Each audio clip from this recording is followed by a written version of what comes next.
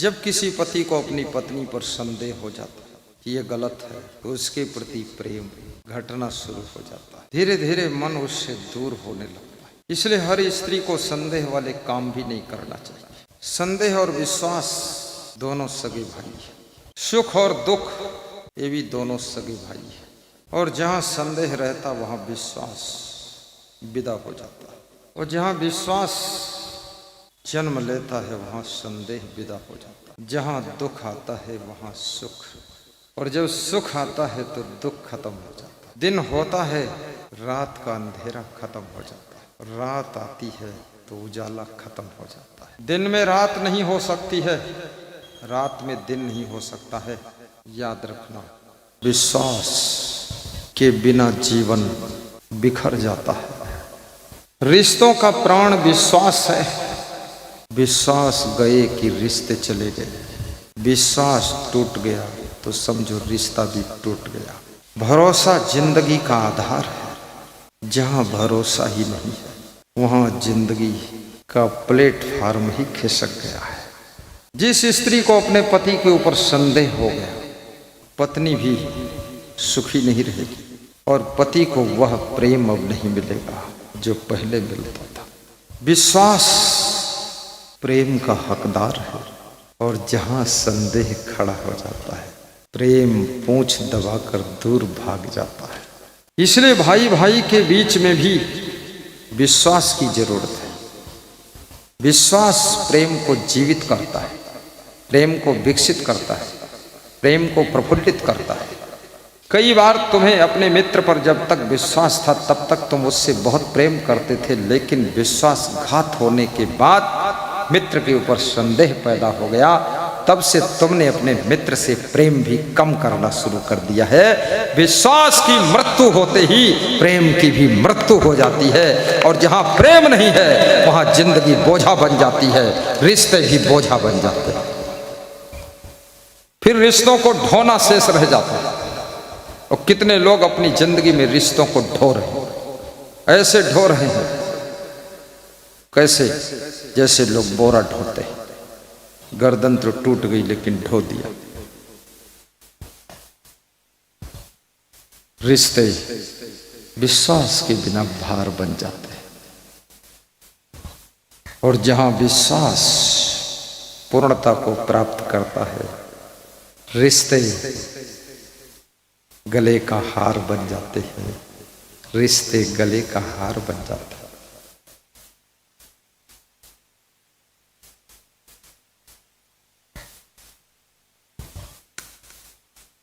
संसार के अंदर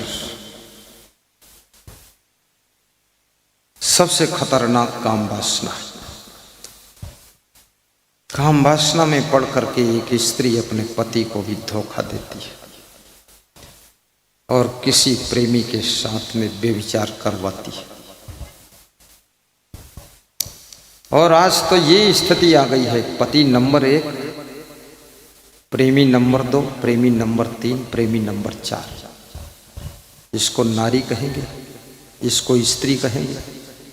जिसकी 1 नंबर प्रेमी, 2 नंबर प्रेमी, 3 नंबर प्रेमी, ऐसे तो नंबर कुतिया के होते हैं। ये कुतिया है, स्त्री नहीं है। मनुष्य की जाति में संयम होता है।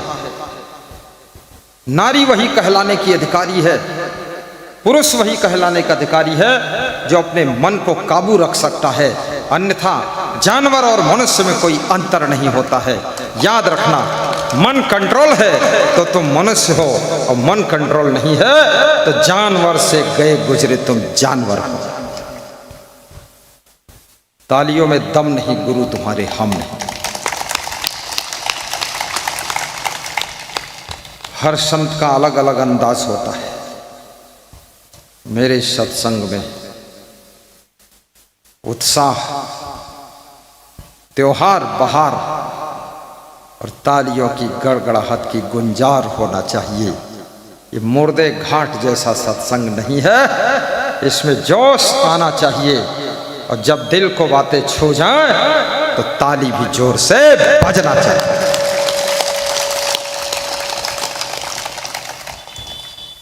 अब लगा है कि तुम जिंदा बैठे हो, मुझे लगता था तुम अधमरे हो गए, सत्संग समाप्त करूंगा तब तक तुम भी समाप्त हो जाओ, अब लगता है जिंदा बच जाओगे। दांत खोलकर हंसना भी है। हंसते वही है जो कहीं फंसते नहीं, जो एक बार फंस गए वो कभी नहीं हंसते। फंसे कि हंसना बंद, चाहे नशा में फंस जाओ, चाहे व्यभिचार, अनाचार, दुराचार, भ्रष्टाचार, घोटाला, किसी भी बुराई में फंस गए, हंसी खुशी खत्म। इसलिए हंसना, हंस करके जिंदगी जीना, ये भी आपकी पवित्र जिंदगी की पहचान है। भगवान कृष्ण हंसते थे, भगवान राम मुस्कुराते थे, और कबीर साहब कहते हमको बहुत हंसी आती है, लेकिन तुम लोगों को हंसी क्यों नहीं आती है? कहां पर जिंदगी फंसी है जो आती नहीं हंसी है? हंसी आना चाहिए। अब आई है कुछ हंसी, अब जहां थी फंसी वहां से निकली ही बाहर।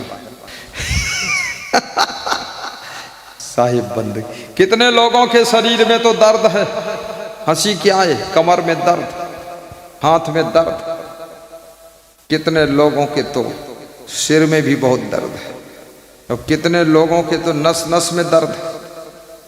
भजन भी गाते हैं, दर्द मोरे नस नस में, गुरु जी पिलाई दे ज्ञान की बूटी। अब गुरु गया बूटी पिलाने, गुरु के भी दर्द हो गया नस नस में। नस नस में दर्द है। बहुत मजेदार लोग हैं। मैं लखनऊ में सत्संग कर रहा था, वहां कुछ लोग भजन गा रहे थे, दर्द मोरे नस नस में।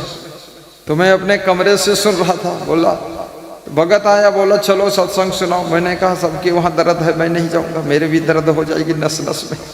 अरे बोले भजन है तुम चलो। तो हमने कहा रात के 10 बज गए, अब तो दर्द होगी ही, अब नहीं जाऊंगा। कितने लोग रात भर सत्संग करते हैं। सत्संग का नाम होता है कि हर काम विवेक से होना चाहिए। रात भर नगाड़ा पीट रहे हैं, ये कोई सत्संग है? आधे सो रहे हैं, आधे चोरी कर रहे हैं, और रात में सत्संग चल रहा है। अरे छोड़ो, बंद करो सत्संग। 10 बजे रात के बाद बंद हो जाना चाहिए, पूरा सो जाइए। सोना भी सत्संग का परिणाम है। नींद आती कहाँ लोगों को? और नींद के समय नींद लीजिए, सत्संग के समय सत्संग सुनिए, भोजन के समय भोजन कीजिए, और हंसने के समय हंसिए भी। क्योंकि जिंदगी में अगर हंसी आ रही है तो समझ लो जिंदगी बढ़ रही है। और जो आदमी हंसता है वो बुद्धिमान हो जाता है, बुद्धि उसकी कुशाग्र होती। भगवान कृष्ण हंसते थे, कितना बुद्धिमान थे।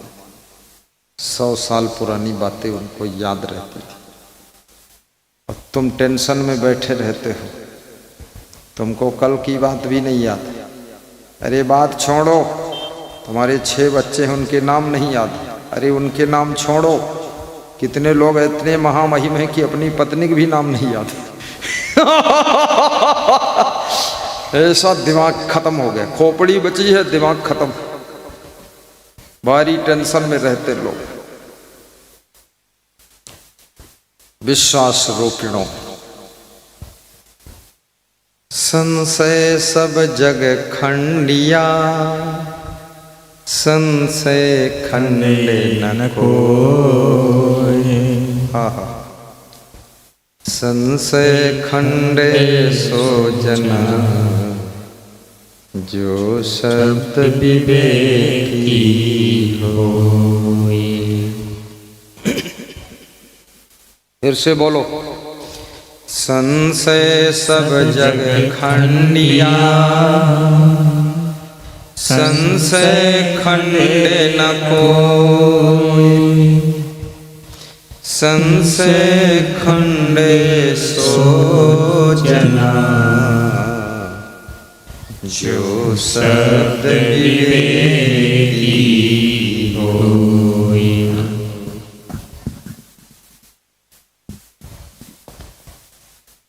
संशय जिसको संदेह कहते हैं, संशय भ्रम संशय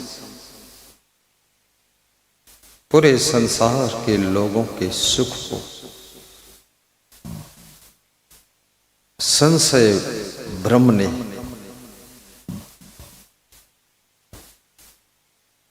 सुख नष्ट कर दिया है। संदेह और भ्रम में पड़कर शांति भी नष्ट हुई है, रिश्ते भी नष्ट हो गए, प्रेम भी खत्म हो गया। और कबीर कहते हैं संशय ने तो सबके खंड खंड कर दिया, रिश्तों का खंड कर दिया, सुख शांति का खंड खंड कर दिया, लेकिन संशय का खंड कोई नहीं कर पाया। संशय को कोई मार नहीं सका, भ्रम संदेह को कोई खत्म नहीं कर सका, तो कौन खत्म कर सकता है? जो शब्द विवेकी हो, जो विवेकवान हो, जिसको विवेक जागृत करने वाले शब्द श्रवण करने को मिले हैं, जिसने विवेकपूर्ण शब्दों को सुना है, जिन शब्दों की शक्ति से विवेक जागृत होता है।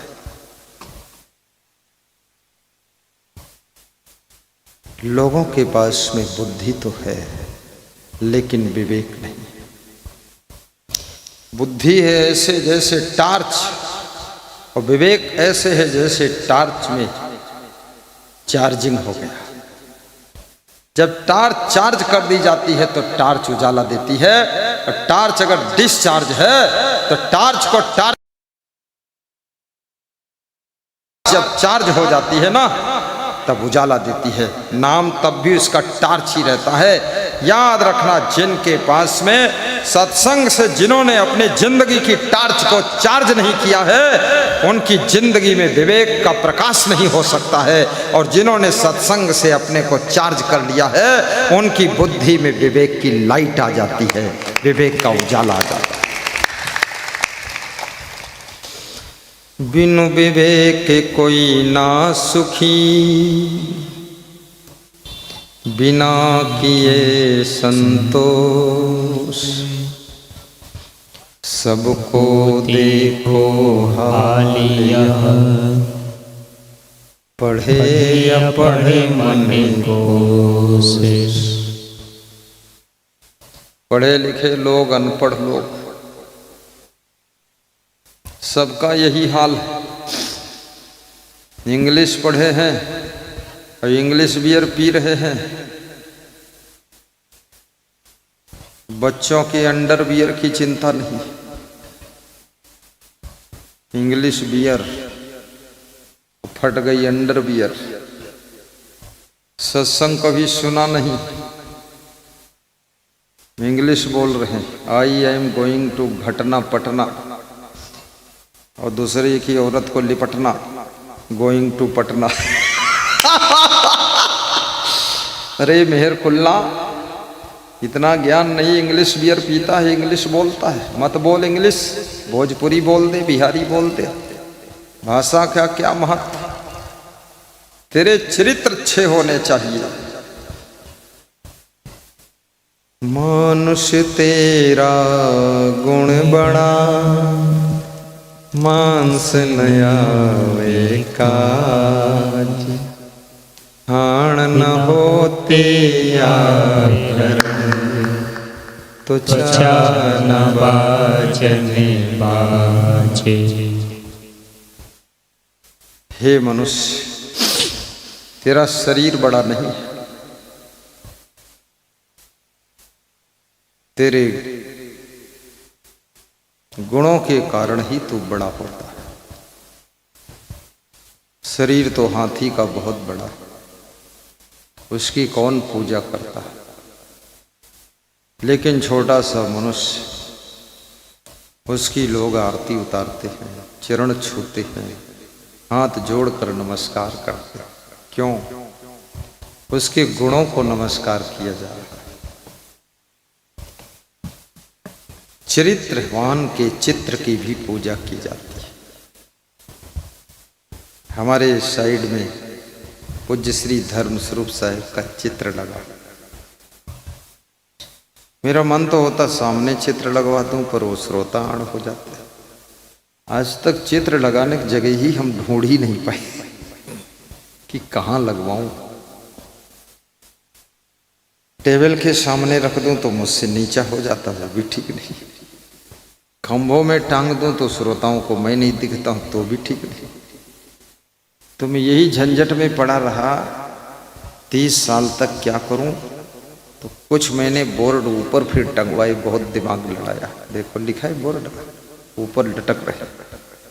अब इसमें भी झंझट है। भगत डरता कहीं रस्सी टूट गई, खोपड़ी में गिरा तो। जिसके खोपड़ी में लगा है उसको डर, क्योंकि लोहे का है, लोहे की चद्दर पर चिपटा है। जो खोपड़ी में गिरेगा तो बिल्कुल तलवार जैसा सीधा गिरेगा, खोपड़ी तरबूज हो जाएगी।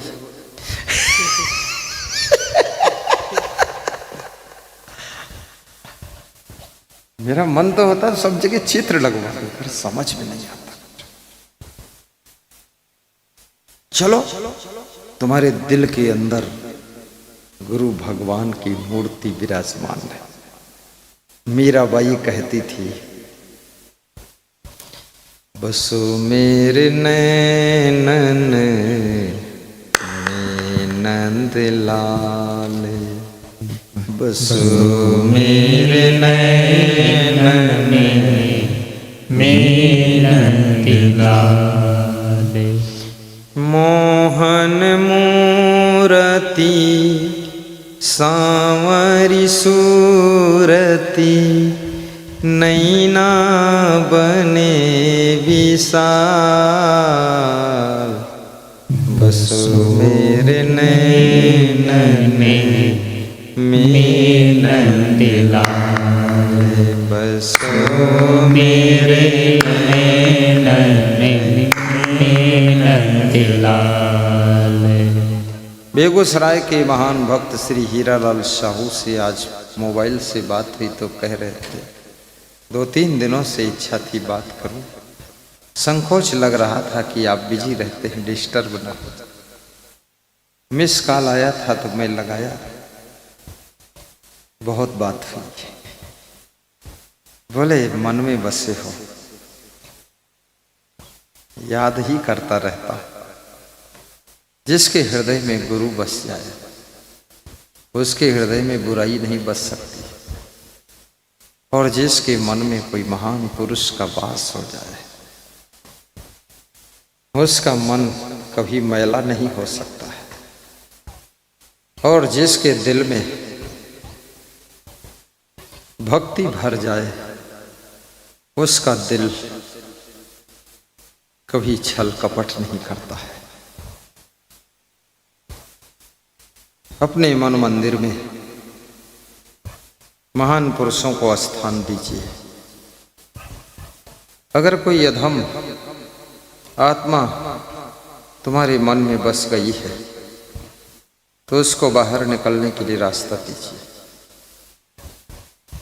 शुद्ध आत्माओं को अंदर बसने का उपाय कीजिए। आपका मन ऐसा स्थान है, छोटे से मन में ये बड़ा सा संसार बसा हुआ है। संसार में कहीं तुम भटक न जाओ, इसलिए इसी मन मंदिर में गुरु भगवान को भी बसा लेना, ताकि गुरु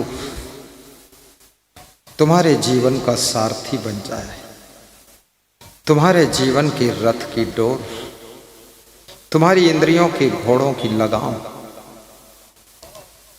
और तुम्हारे चंचल मन का कंट्रोल गुरु के पवित्र हाथों में आ जाए।